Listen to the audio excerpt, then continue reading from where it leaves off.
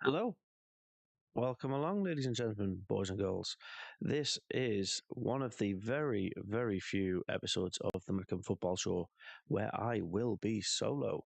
Um, Long story short, I keep sleeping in on a sunny Saturday morning here in Alice Springs, Australia, which means anytime if I wake up after 8 a.m., it's already midnight in the UK. So apologies for that. It does mean a lot of the boys aren't able to join me in this discussion, and I am very conscious that this hasn't happened for the past 2 weeks. So I wanted to mainly just use today as a good opportunity for me to at least vent my opinions around what's happened at the club in the last couple of weeks. When we have these discussions, we will always bring up things that might cause a little bit of disagreement, shall we say, with player performances, with, well, obviously, I think since the last podcast, there was no discussion around the transfers either. So, the transfer window is done and dusted. What we've gone through the incomings of the club quite in depth. Brobbery coming in, um, he's had his debut already. Okay performance. Yeah, pretty much our entire starting 11, with the exception of Trey Hume, is completely different from last season. Trey Hume's probably our most and Ballard, if he was still fit, um, is our most consistent player. It's just his performances in the Premier League have been unreal, well deserved, well earned, and yeah, like just fantastic, really. So the fact that the majority of our players who have come in have basically, because I think if it's a couple of players here and there, and it's not like a complete how do I put it? It's like, well, roofs for Patterson, um, basically any position for any of the new stars, because there's such a strong competition with the lads that have come in. The old heads are kind of become the B squad, and I think that they should be looking at it from a standpoint of this is the level of not just talent but the ability that we need to be able to. What on earth happened there? This is the level of ability that we need to be at to get into the first team squad. Like I said, only Trey Hume has really met that standard. Ballard, again, has met that standard. But we've also recruited quite heavily in the centre back positions. So I think even if Ballard is fit next week against Nottingham Forest, or he looks pretty fit, to be fair, if you're looking at the social medias for the training camp uh, during the um, during the gap between the Palace game and now. So it looks like he might be coming straight back into the squad, but we'll see. We'll see. Maybe we don't want to aggravate it too early. So yeah. Squad selections are very, very interesting. The main person I really want to talk about leaving the club is Patrick Roberts. Now, on this channel, we have been critical of Patrick Roberts, and I think rightly so. We don't just slay people, or I don't just slay people for the sake of it. I know this man has talent. Um, he has what I think is the classic. How do you put this? Confidence issue. He's had a knock. The last time I remember, week in, week out, that Patrick Roberts was performing to a very, very high standard was when Amad Diallo was in the first season back in the Championship. He was unreal. He was quality.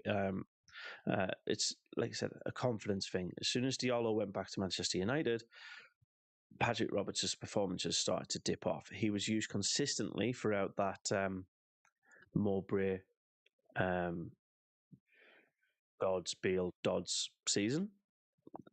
The fact that we have four different people in charge in the same season's mind-boggling. I know Dodds is a caretaker twice, but that's still too much. So the 16th season, he was our reliant Mr. Right Wing attacker, just providing every option, and he was subpar. He's been subpar that entire season. He had a couple of performances the next season, the promotion season, which were much, much better. and he did rescue some points in some instances, but categorically he does have a issue in passing. He is constantly trying to break past too many players, and he's not looking for the pass first.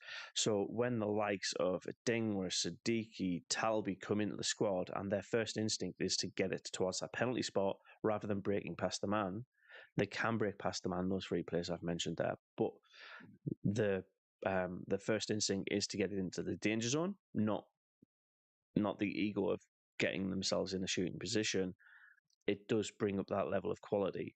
Now, in the Championship, you will get times where trying to break past a very weak back line is going to be possible. But in the Premier League, I think Patrick Roberts, with that approach, it's just not going to work. So, unfortunately, him joining Birmingham City made the most complete sense I've ever come across from a transfer prospect. He is our player until 2027, I believe. And depending on how he's performing at Birmingham City, I think that might become permanent. Now, it might upset a couple of people here and there, but for me, it feels like the right move for everybody involved. And that's kind of what I want to get at, really. You've got a lot of players from the end of the championship season that I feel deserve a good shot at Premier League football. Seal's going out as well. That's a very interesting one. He's basically the backup for backup. He was the backup for Ballard and Luke O'Nien last season. So yeah, like him going. It makes sense if he's second string in the Championship, but he's young, he's talented, he's big, he's strong, and he's gone. So yeah, I think the outbounds for the transfer window are interesting, shall we say, at the very least. And I kind of feel like some of the players that are still with us might not be the right choice either. So we shall see what happens with our academy players, our B string team, and what have you. But yes, I know, like I've been waffling on quite a little bit there about transfers, so I'll jump now into the first game that we haven't discussed so far, the 2-1 win at the Stadium Light against Brentford. Now, first half, I'm just going to write off very, very quickly. Very dogged, slow counter-attacking, a lot of side passing, but ultimately some really good defending, keeping us in the game. And yeah, creatively, it wasn't the best. Like, I don't think anybody's going to like watch the full 90 and watch that first half with like very keen intent. It was just basically players doing what they should be doing to keep clean sheets. And like I said, there's a couple of performances in there, a couple of slip ups, and we weren't punished. So that is, I guess, a positive. Now, the second half is where all of the action happened. It's quite simple. Thiago gets a goal in the 77th minute for Brentford. I kind of feel it was against momentum, but they took their first chance when they got it. Overall, they had 6 shots in the entire game, and 2 of them were on target. It took them that long to get a shot on target. That was actually dangerous. So in this league, it's about you will be coming up in games where it is just 2 teams like locking heads and trying to pick up at least a point in a 0-0 draw. And in this one, it looked like Brentford might have nicked it. So that was the kick in the teeth, I think, that we needed. There's a lot of penalty claims throughout the game. There was 2 handballs, I think, that were not given. And to be fair, they shouldn't have been given. Natural positions, too short, whipped at their hands. But eventually, we do actually get a penalty, and Enzo Laffi converted. I discussed it on the video around my fantasy Premier League team. Enzo Laffi playing pretty much the full game and scoring a goal. Horrific decision for me to have him subbed off and not playing, but That puts us level just 5 minutes after going behind. So the game's 1-1 there. And then, like I said, it was kick up the backside. It was kick up the teeth, kick in the teeth, punch in the teeth, slap in the head. Let's just go through all of the very quick assaults. It's exactly what we kind of needed for that. Not only the players, but the fans in the stadium to like cheer up the game. Every tackle after that point was celebrated because we did score against Brentford, which I guess was kind of a bit of a surprise. Bit of a lifeline with the penalty, and I haven't even mentioned it. Roof saved the penalty, didn't he? Like, yeah, quality. So yes, I don't know where to go. This is where I use my friends to help me with like guiding the conversation. But yes, the till the end motto going into this game was still alive. Wilson Isidore breaking through, slotting it past the Brentford keeper. Just a perfect end to a solid game. I can't really complain too much, but I'm just going to quickly go over the events timeline in this game and let me know your thoughts in the comments. Right, kick off, half time, 56 minutes, yellow card Sunderland for Ronaldo Mandava. 57 minutes, yellow card for Habib Diarra. Yellow card for Brentford's Igor Thiago. Substitution, a Dingra on for Talby, and Isidore on for Mienda in the 65th minute. In the 71st, you had double substitution for Brentford. Henry and Oyenka in, Henderson and Lewis Potter off. Then, 6 minutes later, Brentford score. Then Rico Henry in the 80th minute gets a yellow card. Sunderland score a penalty in the 82nd minute from Enzo Lafay. Then Diarra's off and Guy is on in the 87th. Brentford makes substitution, Carvalho on and Sade off. Granit Xhaka gets a yellow card in the 94th, and then Wilson Isidore scores in the 96th, and end of match. All of the action in this game was in the second half. That's what I'm getting at. There's very, very little to write home in the first half, but as soon as basically like the cards start coming in and the substitutions are made, the tactics of the game change massively.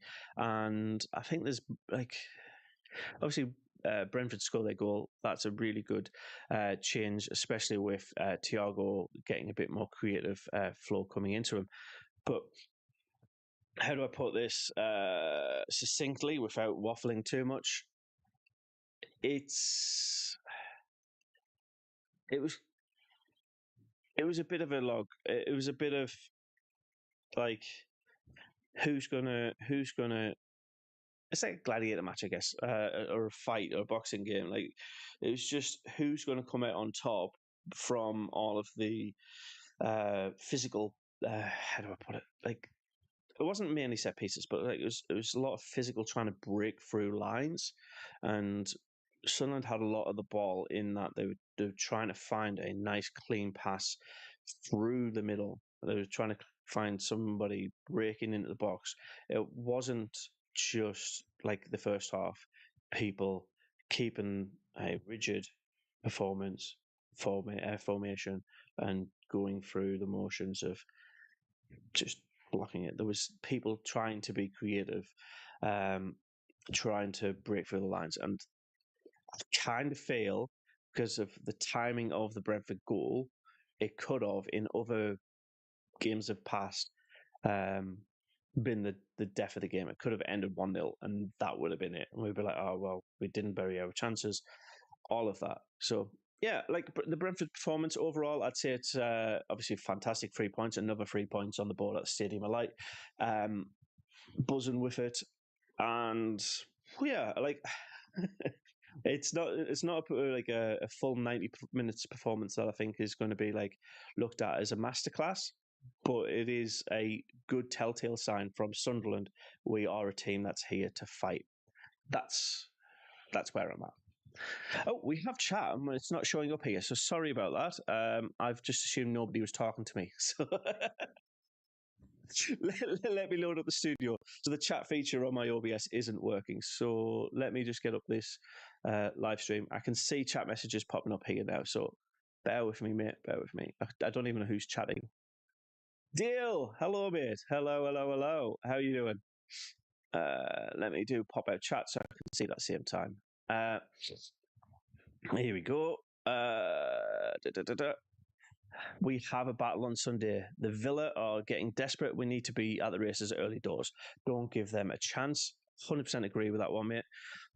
Let me see if I can move this so you can see your chat. There you go. That should work. Does that work if I do that as well? There you go. Hope you're having a great week. Thank you, mate. It's nice. And yeah, did the job though. Exactly, it did the job. We got 3 points, and that's ultimately what matters. Now I'm going to quickly move into the Crystal Palace game and go from there. So let's go. Let's do that. Let's do the max action points. So kick off, 14th minute, yellow card for Munoz, half time. So the first half, I think Crystal Palace should have had a lot more cards than they got. There was a lot of what on earth? There was a lot of very interesting decisions made by the referee and then third officials around who was deemed as like a legitimate foul. It just felt like it was an absolute rugby match in that first half.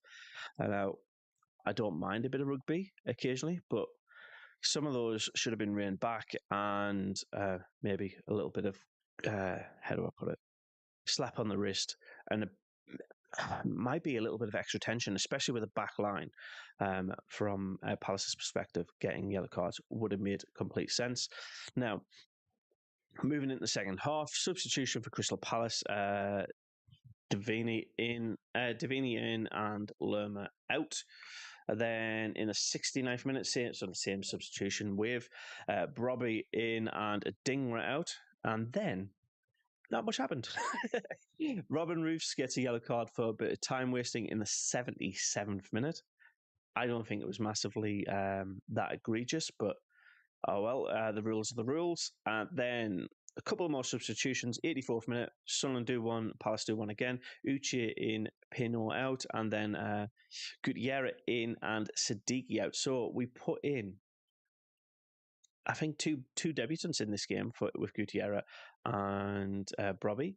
But then in the 94th minute, for some reason, we put on Chris Rigg for Wilson Isidore, and then the game ends 0-0. For me, this is probably one of the better 0-0s I've seen from Sunderland in terms of just being resolute. So here's the big stats that make sense to me. Shots for Sunderland, 6 and 1 on target. If we're going to be this low on shots away from home, we need to be just clinical in front of goal. We don't need to walk it in, but we need to be better in the chances that we do get. And to the opposite end, again, this is probably why Roofs is got a lot of points on the board. 13 shots, 6 on target, double saves all around the pitch. Like without Roofs, we would have lost this game. I have no doubt. If that was Anthony Patterson in goal, the double save would have been a panic. It would have been scrappy. Just the level-headedness of Robin Roofs in this performance was there. So I'm very, very happy with that point away from home. Obviously, I'd like to see Sunderland score, but ultimately, if you can't score, keep a clean sheet, and that's what this is about. I know a friend of the channel, Michael Bowers, will be very, very happy with a clean sheet, especially in the Premier League. And yeah, like I don't think there's anything too much from me or from my perspective to write home about this performance. It is just Sunderland getting points when we're the underdogs. And we are going to be the underdogs quite a lot in this season as well. So just bear that in mind. Now, I'm going to quickly go through the league table, and then we'll talk about the very last thing I want to talk about, which is the Villa game coming up this evening. So, where are we at with the table? Here we are. So, Perfect. Still 100% win record for Liverpool with 12 points. Then we have three teams on 9 points: Arsenal, Spurs, and Brentford. Both won three and lost one. Then, still undefeated, Chelsea, 2 wins, 2 draws on 8 points. Then, joint sixth on goal scored and goal difference. So, purely alphabetical, Everton and Sunderland with 7 points, 2 wins, a draw, and a loss each. Then we actually move into some of the more surprising ones. Man City on 6 points with 2 wins and 2 losses. Crystal Palace still undefeated. So there's another mini accolade that we could potentially take from this. We picked up a point that is still got 0 on that loss column. Not many goals in the Palace games though, as well. 4 scored, 1 against. Yeah, I'm quite happy with that 0-0 result against Crystal Palace. Then we have 2 teams on 5 points: Newcastle and Fulham. I want to go call them both the black and white teams, just because I might piss some people off. Both of them going into that game with 2 draws and a loss, and then picking up 3 points in their last outing. We have 1, 2, 3, 4, 5 teams on 4 points: Brentford, Brighton, Man U, Nottingham Forest, and Leeds United. 3 points for both the. Actually, all of the Claret/Maroon teams are really struggling. Burnley, West Ham, and Villa on 2 points. So losing a lot of goals, like combined from those three, there is 22 goals conceded and 8 scored. If you're coming up against a team in Claret, you're looking at a good game. I need to be very careful with how I say that, though, because we are playing one of those teams in this upcoming performance. Aston Villa are coming up this evening, really, now. If you're in the UK, it should be later on today, 3:00 kickoff. And then Wolverhampton Wanderers, I'm not a clue what's happening there. No points so far. They can, in theory, climb out of the bottom 3 if a 4-goal swing is switched between them and Burnley, and West Ham and Villa do not pick up. West Ham pick up no points, and Villa don't pick up any more than 1. So Wolves, 4 games in, already kind of struggling to get out of the bottom 3. That is bizarre, but that's football, right? So, if Sunderland are able to pick up 3 points at the Stadium of Light again, that could put us up on 10 points, which, if nobody else was playing or the teams above us don't win, could see us in second place. It's highly unlikely. I think if we are going to either draw or win this game, I think realistically we're going to be hovering between that 5th to 10th spot, just because of how tight this league is at the moment. But yeah, I think predictions-wise, I'll go into that very, very quickly. And wow, I can ramble a lot. It's 23 minutes of just solo talking on this podcast. So thank you for sticking it out. If you're listening to it on one of the podcasting services, come to the YouTube channel, interact with the chat live, as Dale has so far. I do it weekly. I need to find a time that works for both me and the UK team, the boys. And yeah, at the moment, the only time that really works is 9 p.m. on a Friday or 9:30 p.m. on a Friday, which means it's 5 o'clock in the morning here, and I have slept in twice, so I need to work out the correct more mutual time. And yes, anyways, the last thing we want to do is predictions for the Aston Villa game. So, like I said, Aston Villa, they've really struggled to score. They haven't scored a single goal in the Premier League thus far. I don't know how to read into that, though, because that does just mean... what does that actually mean? Not a lot. 0-0 draw the opener against Newcastle. Again, that's a solid performance. Brentford sneaking a win. I say sneaking a win. It was very early in the game. Brentford winning quite resolutely, shall we say, and then an absolute drubbing by Crystal Palace. So we know how Crystal Palace play. So maybe that early penalty swayed that one. 3-0 loss there. And then they did actually score in the second Brentford game in a 1-1 game. This time they lost on penalties though. So, and then a 0-0, another 0-0 against Everton. So it's not like they're big, high-scoring games. It's one drubbing against Crystal Palace, one goal scored in the League Cup. Like I don't really know how to read it. I can't really see Aston Villa being um, creatively too attacking. They need to be, but that might leave gaps. So I think what Villa need to do more than anything is counter-attack football, which means Sunderland will have a lot of the ball. Oh, I'm just trying to like think of all of the nuance of the players, the squad, the injuries. I can see Sunderland setting up just a very standard 4-3-2-1 up until probably like the 70th minute, where we might revert to a back line of a three to push for a goal if we haven't scored by then. But I can also see Aston Villa setting themselves up in a 4-5-1 formation with counter-attacking being their main focus. So they would want rigid, solid lines with a good target man, a good fast target man. Yeah, do you know what? I'm just gonna punt for it. Good old bog standard football prediction. If you're not sure, always go for a 2-1. 2-1 Sunderland win. Let's just have a little bit of confidence that Sunderland are going to keep this momentum going for as long as possible. I know the international break might have threw off a couple of teams, but not us. We're ready for it. And that's it. I think I'm going to wrap it up here. It's been a interesting little podcast today. Thank you again, Dale, for joining in, mate. I appreciate some interaction here. I'm not just rambling to myself, but yeah, we have a good game ahead of us.